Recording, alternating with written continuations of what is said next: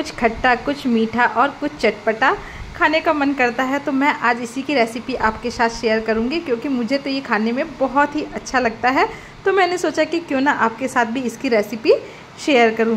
तो hey everyone, welcome back to my cooking blog channel.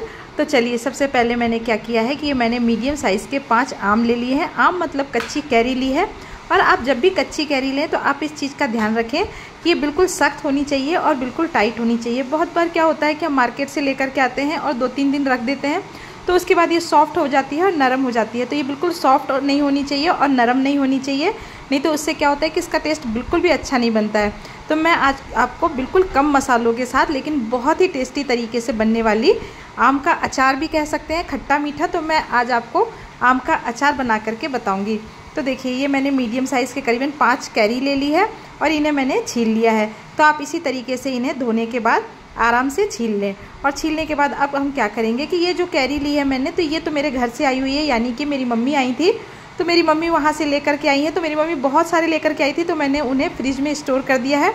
और जैसे जैसे मुझे ज़रूरत होती है तो मैं उस हिसाब से इसे निकालती रहती हूँ और काम में लेती रहती हूँ। तो अगर आप सही से कवर करके रखेंगे तो आप इसे 15 दिन तक स्टोर कर सकते हैं कच्चे आम को।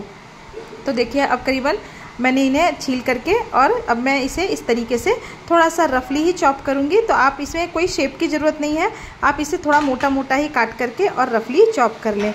तो इस तरीके से मैंने ये सारी कैरियों को रफली चॉप कर लिया। और ये इतनी सॉफ्ट है कि इनमें अभी गुठली होती है जो भी नहीं पड़ी है। तो ये हमारे घर के आम के पेड़ की कच्ची कैरी है। तो मुझे तो बचपन की बहुत याद आती है। जब भी मैं अपने घर जाती थी तो मैं उसी आम के पेड़ के नीचे खेलती थी जिस आम की कच्ची कैरियाँ हमारे घर आई हैं। अब मैंने क्या किया कि इन्हें रफली चॉप कर लेने के बाद मैंने इन्हें डाल दिया है एक बाउल में। और मैंने ये करीबन 5 कैरी ली थी, तो ये वेट के हिसाब से देखें तो ये आधा किलो होगी। तो आज हम इसमें गुड़ का इस्तेमाल बिल्कुल भी नहीं करेंगे, आज हम इसे चीनी से ही बनाएंगे और बहुत कम मसालों के साथ बनाएंगे। तो देखिए, मैंने इसमें करीबन 2 कटोरी भर करके चीनी डाली है। तो आप चीनी का इस्तेमाल तब करें, मतलब इस हिसाब से करें कि जिस हिसाब से खट्टी होती है आप उस हिसाब से चीनी का इस्तेमाल करें। और अब क्या किया है कि मैंने इसमें डाल दिया है 1 चम्मच नमक डाला है। तो 2 कटोरी मैंने चीनी डाली है करीबन आधा किलो कैरी के अंदर, और साथ में मैंने 1 चम्मच इसमें नमक डाला है। अब क्या करेंगे कि इसे अच्छी तरीके से मिक्स कर लेंगे और मिक्स कर लेंगे इस तरीके से कि चम्मच की मदद से कैरियों को नीचे ऊपर करते रहेंगे। अब मैंने इसे रख दिया है साइड में। कम से कम हमें इसे 10 मिनट के लिए साइड में रख देना है। और मैंने फ्लेम ऑन कर लिया है। और अब हमें एक मसाला तैयार करेंगे जो इसमें बहुत ही अच्छा टेस्ट लेकर के आएगा और आपको ज़्यादा मसाले डालने की बिल्कुल भी ज़रूरत नहीं होगी। ऐसे तो मैंने आपके साथ पहले भी रेसिपी शेयर करी है कच्चे आम की, लेकिन मैं आज इसे बनाऊँगी कुछ अलग तरीके से। तो चलिए इसे बनाते हैं। तो देखिए, अब मैंने क्या किया है कि मैंने 2 से 3 लाल वाली मिर्च ले ली है। ये वाली मिर्च है जो कश्मीरी लाल मिर्च है, इससे इसका कलर बहुत अच्छा होता है, लेकिन इसमें तीखापन बहुत कम होता है। तो इस तरीके से मैंने ये वाली मिर्च ले ली है और इन्हें मैंने 2-2 टुकड़ों में तोड़ करके और डाल दिया है फ्राई पैन के अंदर। और साथ ही में मैंने ले लिया है 1 चम्मच जीरा लिया है और 1 चम्मच मैंने इसके अंदर साबुत धनिया लिया है। इससे ज़्यादा हमें बिल्कुल भी मसाले इस्तेमाल नहीं करने हैं। तो अब मैंने इन सब चीज़ों को मिला करके और हमें इसे धीरे धीरे करके सेक लेना है। तो फ्लेम को आप बिल्कुल धीरे रखें, नहीं तो क्या होगा कि ये मसाले भुनने के बजाय जल जाएंगे। खड़े मसाले कभी नहीं जलने चाहिए, नहीं तो उससे क्या होता है कि इसका टेस्ट बहुत ही बेकार हो जाता है। आप जिस भी चीज़ में डालेंगे उस चीज़ का टेस्ट बहुत ख़राब हो जाएगा।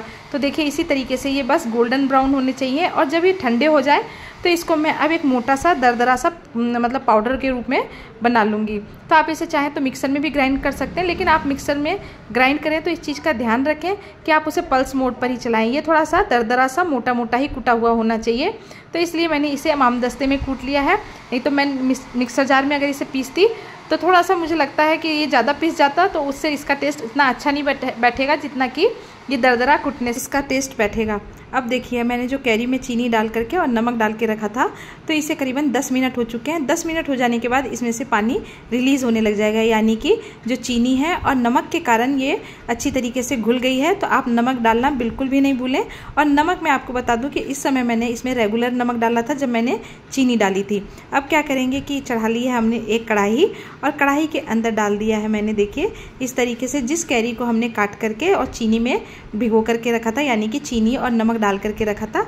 इस कैरी को अब हम डाल देंगे कढ़ाई के अंदर। तो कढ़ाई मैंने ये मोटे तले की ली है, आप चाहें तो मोटे तले की कढ़ाई लेंगे तो ज़्यादा अच्छा रहेगा। क्या करेंगे कि इसे हमें अच्छी तरीके से चला लेना है। आप एक बार इसे ज़रूर बना करके देखें, ये खाने में बहुत ही टेस्टी लगेगी। और अभी तो मार्केट में कच्ची कैरियाँ मिल भी रही हैं, तो मैं तो हमेशा इसे बना करके रखती हूँ, जैसे ही ख़त्म होती है वैसे ही मैं फिर से बना लेती हूँ। तो देखिए अब चीनी अच्छी तरीके से घुल चुकी है और ये भी पकने लग गई है, जो कैरी हमने इसके अंदर डाली है।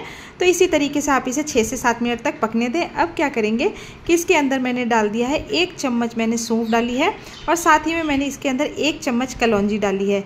आप इस चीज़ का ध्यान रखें कि 1 चम्मच सौंफ डालनी है, 1 चम्मच कलौंजी डालनी है, और साथ ही में मैंने इसके अंदर 1 चम्मच काला नमक डाला है। काला नमक डालने से इसका टेस्ट बहुत ही औसम होता है।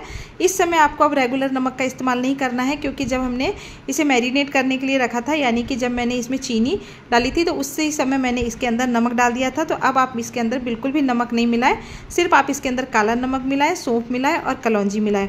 अब इसे हम पका लेंगे 6 से 7 मिनट तक के लिए। अच्छी तरीके से पका लें जब तक कि ये थोड़ा सा गाढ़ा नहीं होने लग जाए। तो देखिए ये अब धीरे धीरे चाशनी पकने लग गई है और ये गाढ़ी होने लग गई है, और जो हमने कैरी डाली है वो भी करीबन 60 से 70% पक चुकी है। अब जो मसाला हमने कूटा था, यानी कि लाल मिर्च, साबुत धनिया और जीरा, उसे हमने कूट लिया था। अब इसी मसाले को हम इसके अंदर ऐड करेंगे। तो मैंने करीबन 1.5 चम्मच इस मसाले को डाला है। अब हमें इसमें किसी तरीके की कोई भी मसाला डालने की बिल्कुल भी ज़रूरत नहीं है, और इन मसालों को डालने के बाद इसका टेस्ट एकदम उभर करके आएगा। और मसाला डालने के बाद आप इसे कम से कम 2 से 4 मिनट तक ज़रूर पका लें। और देखिए जब चीनी तले में लगने लग जाए तो इसकी यही पहचान होती है कि जैसे आप चलाएंगे तो इसमें चीनी थोड़ी सी तली में लगने लग जाएगी। और इस तरीके से आप इसे डाल करके देखें प्लेट के अंदर, तो ये बिल्कुल ज़्यादा गाढ़ी नहीं होनी चाहिए और इस तरीके से किनारी पर चिपक जानी चाहिए। जिस तरीके से आप देख रहे हैं कि ये थोड़ी सी बहेगी, लेकिन पीछे वाला हिस्सा जो किनारी पर है वो चिपकने लग जाएगा। तो समझिए कि ये बनकर के तैयार हो गई है। इसी तरीके से मैंने तो इसे एक बार बना लिया है, आप भी इसे ज़रूर ट्राई करें। और मिलते हैं नई रेसिपी के साथ नए वीडियो में। और प्लीज़ मेरे चैनल को लाइक एंड सब्सक्राइब जरूर करें, मुझे आपके प्यार की और सपोर्ट की सख्त ज़रूरत है। तो देखिए चलिए अब मिलते हैं नेक्स्ट रेसिपी में। Bye bye, take care.